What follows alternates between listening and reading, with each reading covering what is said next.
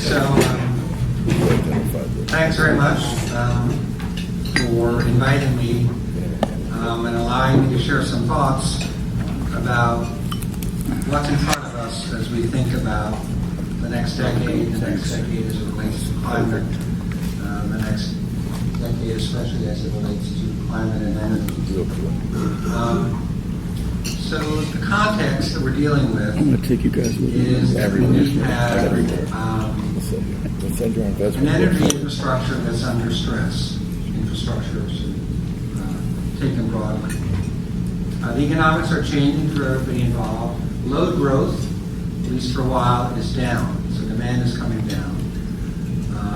And peak, which is the part of the demand that tells you how much you need to invest in infrastructure, is coming down, but not quite as quickly for now. Both of those can change. We've got costs that are continuing to rise, even as the upstream wholesale prices have come down and stayed low. We know we need resilience, especially, but not only, in our coastal downstate. And so we've got this clear and steady and real pressure on economics and costs. They're kind of going in the wrong way. And meanwhile, we're emitting too much carbon. So what are we doing about it? Well, we launched REV, Performing the Energy Division, in the aftermath of Superstorm Sandy about 5 years ago. And we followed it with the CLCPA, Community Leadership, Combined Leadership Community Protection Act, which was codified into law in January. And those initiatives, REV and CLCPA, do a couple of things. I think many people know what they do in terms. Everybody I know knows what they mean with respect to the targets. The targets are largely about clean energy. Our current target for renewable is 70% renewable by 2030 of electricity, on a path to 100% carbon neutral by 2040. 9 gigawatts, that's a lot, of offshore wind by 2035. 3 gigawatts of storage by 2030, and 6 gigawatts of distributed solar by 2025, all on a path to a carbon neutral economy, meaning 85% reduction in emissions below 1990 levels by 2050, while being fair and ensuring equity in the transition. So I'm going to talk about the goals for a little bit, why we picked those, and a little bit then about the method. So why those goals? Well, they're the right balance of what's possible and what's needed. The numbers are big. I'm used to the reaction that you can't be serious, you can't actually deliver this. I'll take you through some of the reasons why I believe it's real. And the reason it's real is that if you, and I'll take you through this, if you look at what we're betting on, these are things that are really encouraging to bet on. So we know that technology is breaking our way. Costs are coming down in a really good way. Digital is enabling smarter, better solutions in a really good way. And the digital and cost-reducing solutions are also the cleaner ones. So it's a really nice, for once we're kind of getting good news on a tough front. But we're doing this knowing that we've got some really important requirements to satisfy. We have to make this clean energy transition, but we can't abandon the critical outcomes for any energy system. It has to be affordable. We can't bankrupt the state. It has to be resilient. It has to be reliable. And of course, it has to be clean. So, how are we doing in terms of the numbers?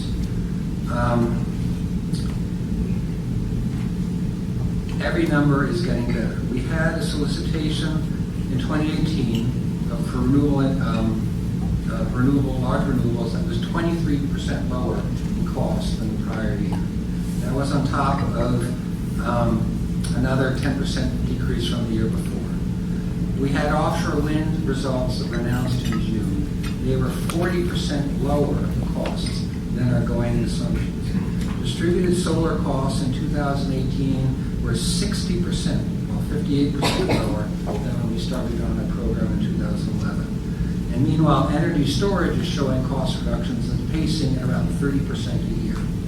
So it's not a coincidence that if you look at our strategy, and you've captured it pretty well in your report, you see an emphasis on large-scale renewables, you see an emphasis on storage, you see an emphasis on distributed solar, on all solar. And it's not a coincidence that the resources that we're betting on are the ones that are showing the best performance when it comes to cost.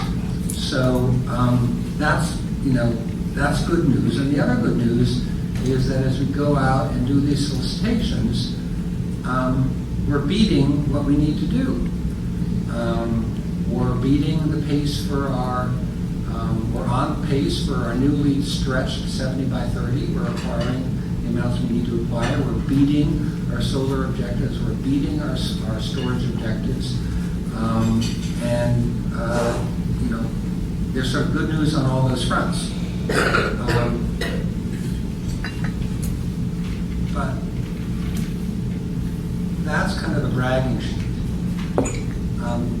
I want to talk a little bit about the method that's underneath it all, which is that we don't believe that we can do this transition simply by paying for the whole old system and then paying for a new system on top of it. We can't do business as usual plus new and expect it to work, expect it to be affordable. It's just simply a recipe for failure. So how do you get the new? How do you spend to get the new? How do you spend to preserve what you need from the old without creating conflict, without creating contradiction, without creating a cost disaster? Well, there are a couple of tricks. One is that there's hidden value in the energy system. It's simply true that a chunk of energy here is not worth the same as a chunk of energy there. It's simply true that a chunk of energy at 4 p.m. on a hot August afternoon is worth a different amount than a chunk of energy at 2 a.m. on a March morning. We could reveal that value and we could start paying people to do the stuff that is more valuable. That would be a good idea. We can harness technology, particularly the data, IT, software stuff that sort of says, we can be faster about responding. If there's a need, what if we've got the system to respond on the demand side within 15 minutes, within seconds? That would be a good thing. We do this by asking others to do the hard thinking for us. We are firm believers in technology agnostic. Our large-scale renewable solicitation started out 3 years ago as being overwhelmingly wind. The latest solicitations are overwhelmingly solar. We didn't pick that. We just ran an auction, had a bid stack, we drew a line, and said, who's about the line? And the industry, the developers, the entrepreneurs revealed to us who was going to do a better, cheaper job. And we weren't just thinking about cost, we were thinking about community embracing of it, we were thinking about jobs, we were thinking about all those things, but even with kind of those non-economic factors in the mix, which all make sense, we found that just relying on competition really delivers great economic improvement. We can actually change the costs. In the private sector, and I was in the private sector for a long time, no one ever settled for the cost that they were presented with. This widget costs $1 this year, well, it should cost 90 cents next year. And we can bring some of that to this sector. Now, a lot of the widgets, we can't really do much about it in New York State. We don't really have any influence on the manufacturing economics of solar cells or solar modules. But we do have a lot of influence on what they call the soft costs. How much does it cost to put together a project? How much does it cost to get an interconnection? And you get the financing on reasonable terms. And it turns out that the state can play an enormous role, a real fantastic return on state effort invested role in reducing that stuff. And we can reduce project cycle times from 15 months to 4 months. We can get standardized permits across the state. We can backstop financing on actuarially sound principles. So that we can take residual risk on actuarially sound principles so that financing comes in sensible terms. All those things are making a difference, and those are driving the costs coming down. Developers tell us they need revenue certainty. Well, the market only gives you one year of economics at a time. Well, we'll take some risk. We'll give you an in expectation fair number of 7 years of revenue certainty. That makes all the difference in the world. Our math is sound, and the costs have just come down by 10%. Little things like streamlining the billing process, all those things, there's just an endless, work list of things that we as a state can do to bring down the cost. So we can change the economics. And finally, we can change the incentives. We can make it so that utilities, to pick one group, actually have more of an incentive to do what's good for the system than they do today. One example of that is something we call non-wires alternatives. And Robert's going to forgive me for oversimplifying things. But the basic way the utilities make money, profit for their shareholders, returns for their shareholders, is by making investments that are appropriate and kind of are demonstrated to meet a need, and then earning a return on those investments that's the appropriate need. From time to, and that's the tried and true solution. From time to time, it becomes apparent that there's a cheaper way than asking the utility to make the investment. You can easily imagine it if, I'm not hypothetically, I'm considering a big substation in the Brownsville section of Queens. It's expensive, everything in New York is expensive. If I try to solve the problem that the substation upgrade is trying to meet with demand-side solutions, I'm probably spending 40% as much. How do I get the utility to say, let's go do the demand-side solutions instead of let's do the tried and true solution? And the utility, in this case Con Ed, is in a really prime position to identify the opportunity. Our model is we'll give you money, we'll give you extra margin, we'll give the shareholders a return if you go out and save the customers money. Now that would be an ordinarily, what's the big deal kind of thing in the private sector. In the utility sector, it's something that's not been tried that much. It's working, and it makes complete sense. And a side benefit is it actually plays to strengths of the utility. They're good engineers, they're good at procurement, they know how to execute this. So, we can change the economics. We can ride the wave of technologies that are coming onto stream to make things better and more functional and cheaper. And we can match opportunity to value. Those are the tricks that we're using to get the cost down even faster than the industry is doing so. And by the way, when we do a non-wire solution, the side benefit is that we spawn a market for technologies we think have a really important future, like storage, which is a technology that finally is coming into its own. Demand response, energy efficiency in buildings that's targeted, focused on the shape of demand and the locations of demand that can do the most good, and the like. So this is the path that we've chosen.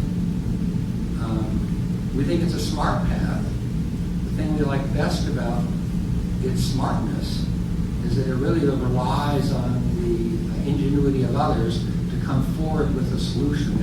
Everywhere you look, you'll see that we're doing solicitations and competitions and auctions in order to bring forth the best idea. And we believe that we're on a path with those approaches and with the demonstrated progress that we're making to get to the numbers that we've outlined, as lofty as they seem, as out of reach as they seem.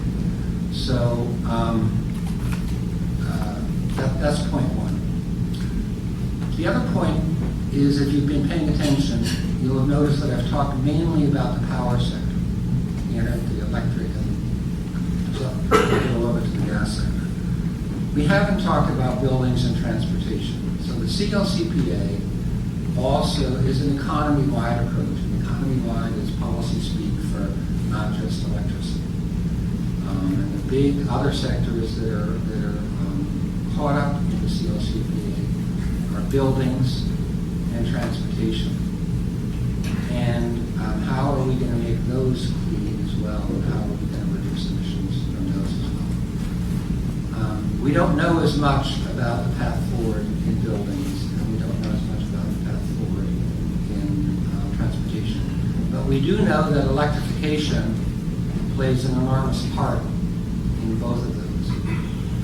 Electrification in transportation is well underway, particularly when it comes to light-duty vehicles, passenger, van, SUV, that kind of vehicle. Electrification is happening around the world, and that creates, an interesting future for us. When I started out, I was talking about load, i.e., demand for electricity coming down. That's still true. But if we electrify on the scale that is possible and necessary, we're going to increase load. We're going to increase load in different places and at different times. Then it's not just going to go up monotonically. It's going to go up in different ways. It's going to have a different shape than it does today. So how do we plan for that? And the world's complicated. We're not that troubled with how we plan for light-duty vehicles. There are other duty cycles that are much tougher to figure out. The heavy-duty stuff, the fleet vehicles that have operational requirements and don't have a lot of flexibility as to when they can charge. The UPS truck is coming in at 3:40 and it's got to go out loaded at 4:20, so you got to charge it in that 40 minutes. And by the way, 5,000 of those trucks are charging 40 in those 40 minutes. How do you handle that? But those are the kind of problems that we can take on. Buildings are also going to get electrified. Electrifying buildings is basically a way of saying that we're going to provide heat and to a certain extent cooling, space heating and water heating through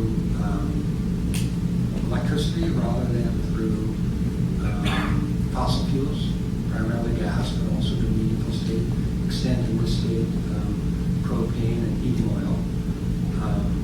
How are we going to do that? That's an industry that's more nascent than the electric vehicle industry. The heating pump solution exists in decent shape for certain building typologies.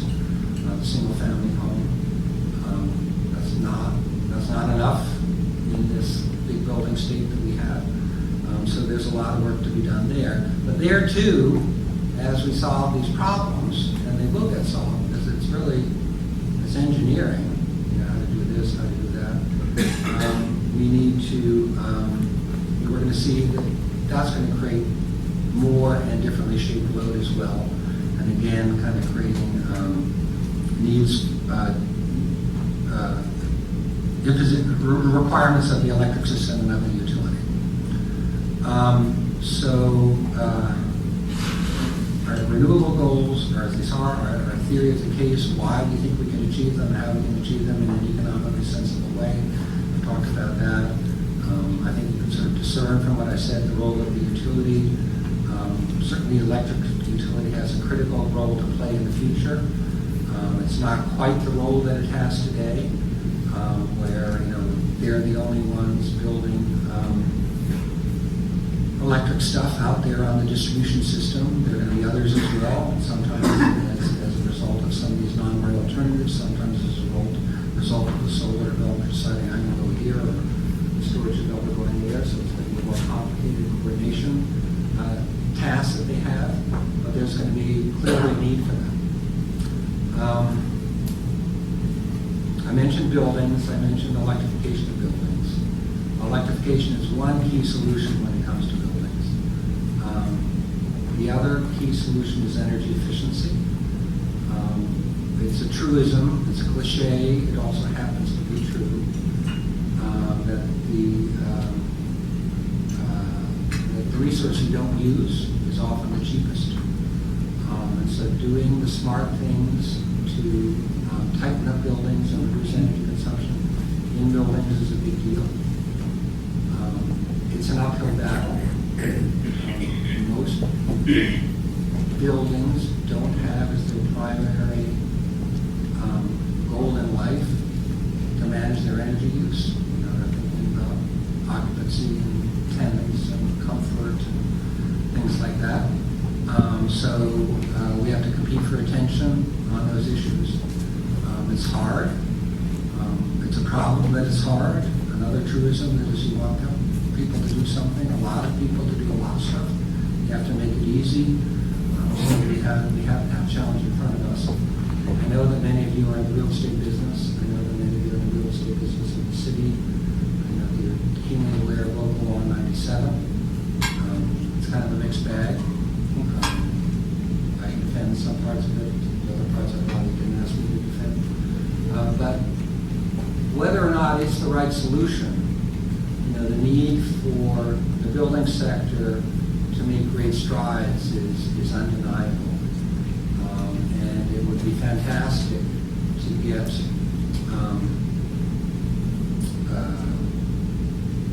ideas on how to make more progress on that front. In general, I think one of our basic philosophical postures as an energy team has been that we generally get our ideas not from ourselves, but from others, who sort of say, this is what would work. This is what has worked elsewhere, why don't you try it here? This is what has worked in that sector, why don't you import it over here? This is what's worked in wind, why don't you try it in solar, and the like. So the more we can get ideas from friends of the world, the better our rate of progress is going to be. We'll be faster, we'll make fewer mistakes, and we'll achieve more and more quickly. The challenge is huge. We need a lot of innovation, and we need a lot of investment. The innovation can't come from the smart thoughts of a few state bureaucrats. And the investment just dwarfs the ability of the public dollar to support. So we need to bring private sector innovation and investment into the mix. So part of, I know you want to answer questions and all that good stuff, but my own recruiting pitch is, bring us your thoughts, because we'd really like to do better. We need to do better. And everything we've gotten right so far is because someone like you told us how to do it. So with that, Andrew, you want to ask questions?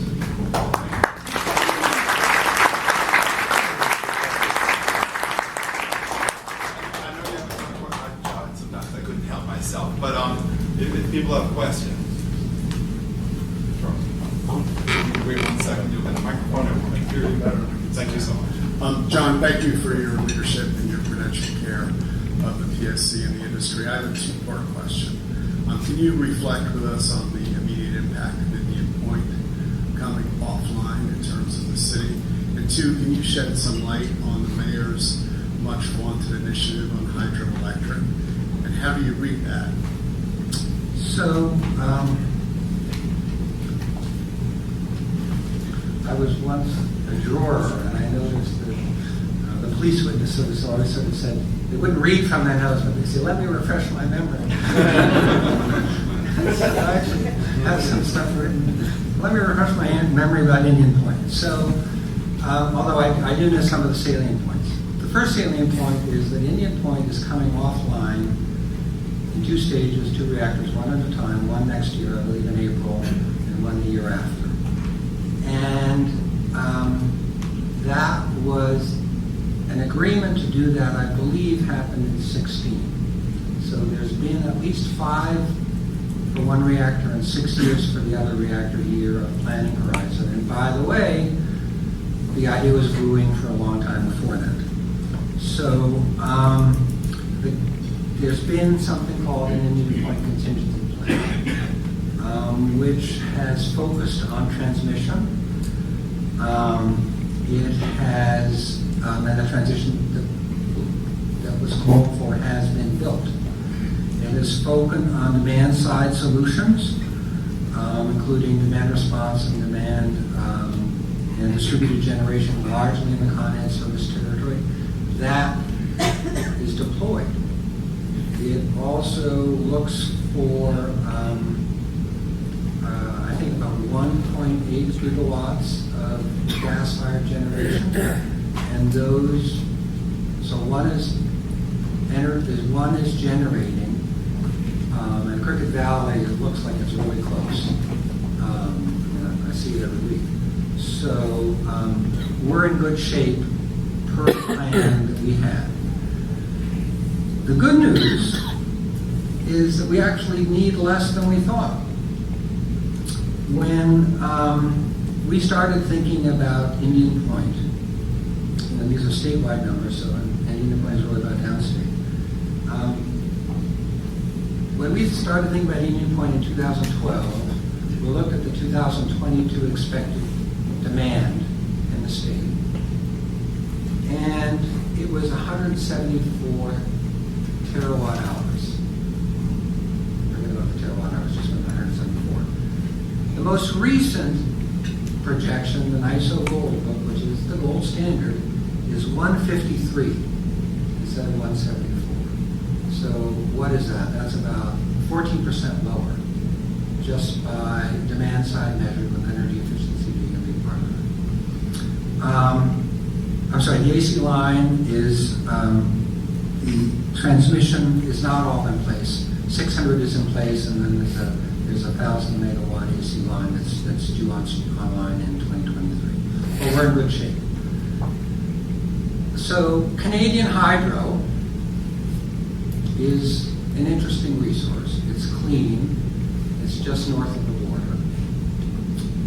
The state has been talking to purveyors of that Canadian Hydro for a few years. There are 2 that matter. There's Hydro-Quebec, which has the hydro, and then you actually need a line to get it down to where it's really needed. If you just bring it across the border and dump it into the pool, you're bottlenecked somewhere around, somewhere between whatever Dutchess County and Utica, depending on what you think the bottleneck really is. So that's kind of useless. We have told the world that in our, and I'm going to get bureaucratic for a second, what we do is,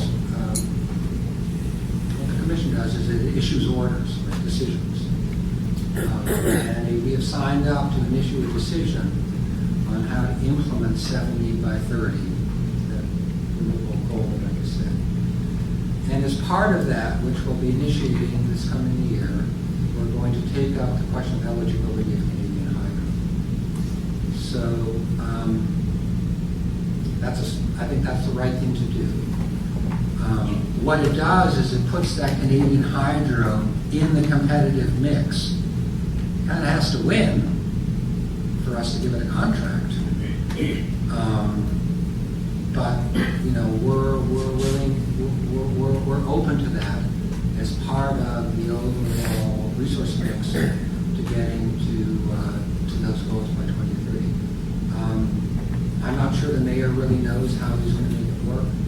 And distribution is a major constraint for that level of growth, and I wondered if maybe you could expand on those comments and as they relate also to permitting and environmental impact. Long question, but I think it's all. So permitting of transmission or permitting of transmission and siting?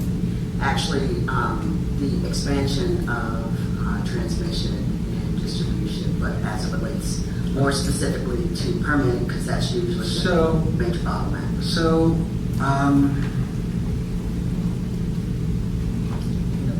God, being the kind of person that He is, He's given us a transmission planning process that's not really fit for the purpose that we have. What we're talking about is, generation that's of a different nature and in different places than today's mix of generation. And the quantity of change is quite large. And so we're going to need a smart, holistic, I hate the word, but it's the right word, view of transmission out to, 2035 at least, and then kind of some fuzzy look up beyond. And what we have today doesn't work like that. What we have today is a process where, a developer says, I'm going to do this from here, and people say, oh, the load's downstate. Here's a route. It's usually coming along the southern tier or coming down to the north country. And let's kind of go through the process and see if we like it and what the reliability studies are, and kind of run it through a bunch of process steps and the like. And so you kind of get one line at a time. You don't really know what the other lines are going to be, but if you're talking 70 by 30 and 100 by 40, you know there are a lot of other lines. So point one is we should not be blind to the overall portfolio that we know we're going to need. And I'm not saying we pick every line now in December of 19 that we're going to need by 2035. But in the rest of the world, if you had fuzzy information, you'd still use it. And it's a sort of say, in a sketchy way, we'd want to do this. Second thing is, it's crazy to think that the only way to plan transmission is to say, first I have load, then I have generation, and now I have to think about how to link them. Sometimes you should have the transmission first and have the generation follow. Other states do that. Amazon, I guarantee you, does not say, oh, let's go build a distribution center here, and then I'll think about what trucks I want. And they don't say, oh, let me buy the trucks, and then I'll think about the distribution center. They think about both at the same time. We should do that. The math exists. We should do that. And the final thing is that transmission doesn't necessarily mean those big poles or underground with copper. There are other solutions that can actually increase transmission capacity, and we don't allow those to get paid for. There's a bunch of software solutions, increasingly storage is a solution, but a lot of those so-called non-traditional solutions should be happening. So that's what we're trying to do. We are working with everybody who's in the mix, which includes the utilities, the investor-owned utilities, as well as on Long Island LIPA. It includes the New York Power Authority, it includes the New York Independent System Operator, to develop an initial plan that won't be hardwired, but keep getting improved, as well as processes to let that happen. The siting is tricky. We have great hopes, and we know that the hopes are at least partially valid, that we can do a lot of transmission within the existing envelopes. The problem is if you kind of need to do right away, and you have to go where you haven't gone before. That's an invitation for local opposition. Even if you do it within the existing envelopes, you have opposition, but to a much more moderated degree. There's certainly more we can do in the existing right-of-ways and the existing envelopes and the like. And obviously we're going to try and get as much that way.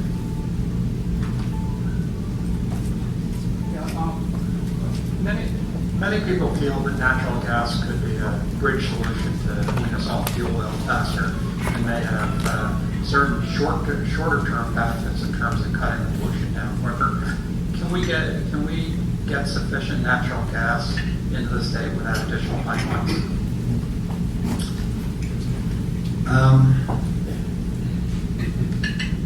Don't know.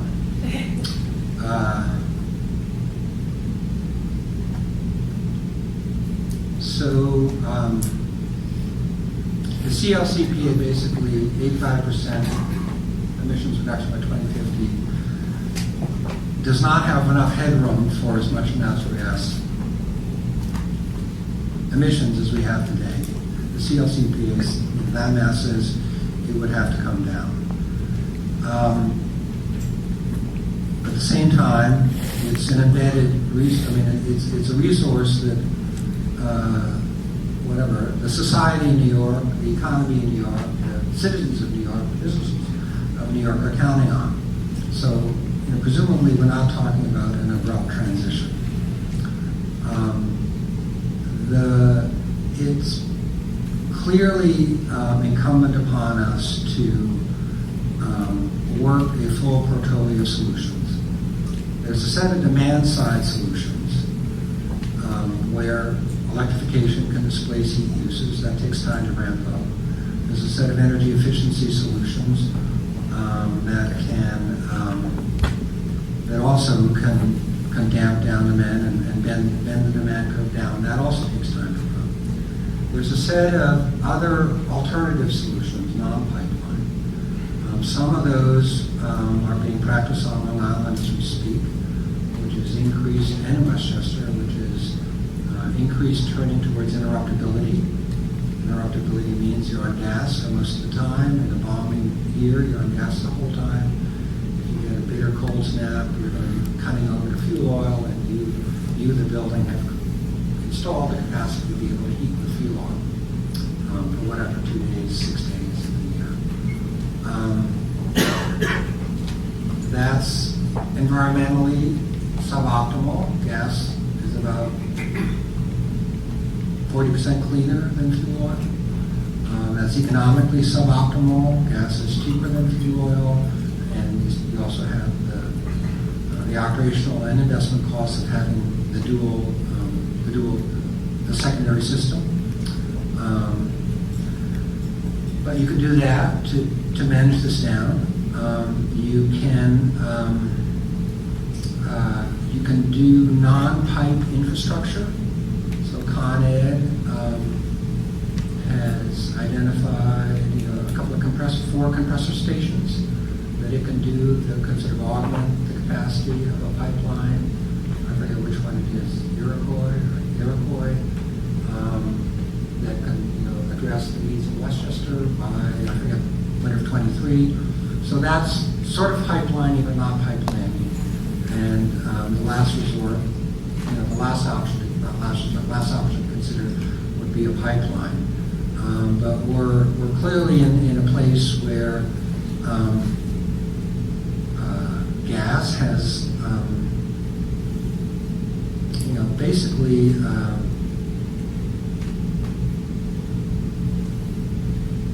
economic reasons to continue to support it and environmental reasons to transition away from it. That's not fast, and it can't be abrupt, but we don't know much more than that. Time for one more.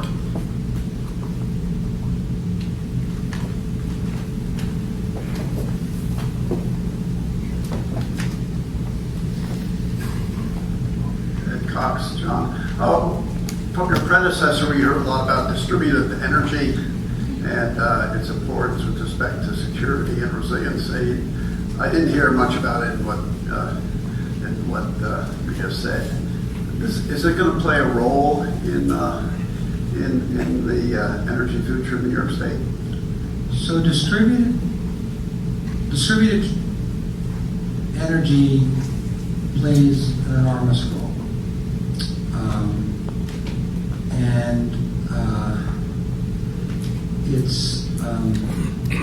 It's happening. We have about 2.5 gigawatts of distributed solar already installed. Distributed means small scale. And so that's happening at a pace that's faster than was counted on under augury. And that's a good thing. And one of the things about distributed solutions is that you have to do math. They cost more because it's cheaper to build whatever 200 megawatt solar farm than a 5 megawatt solar. It's cheaper per unit to build a 200 megawatt solar farm than a 5 megawatt installation. But they also create more value because you're kind of closer to the customer and you're closer to whatever the distribution grid congestion points that they could possibly be solving. So it's got a place in the future, and it's kind of thrilling that the economics of solar and also of storage are making it so much more possible. It's also clear that solar plus storage in kind of a marriage is a terrific resource for reliability. Storage today is probably economic at about 4 hours of storage. If you're dropping prices by 30% a year, you're going to get 12 hours of economic storage very, very fast.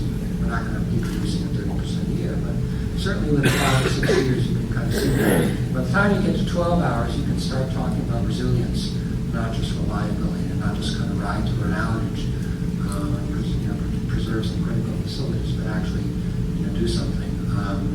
So that's still a really important part of the picture.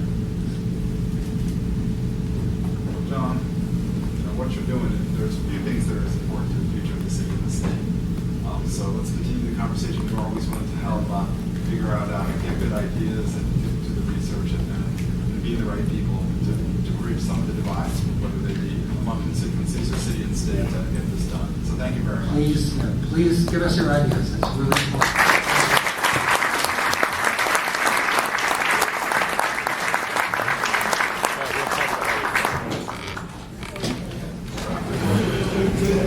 We got the book for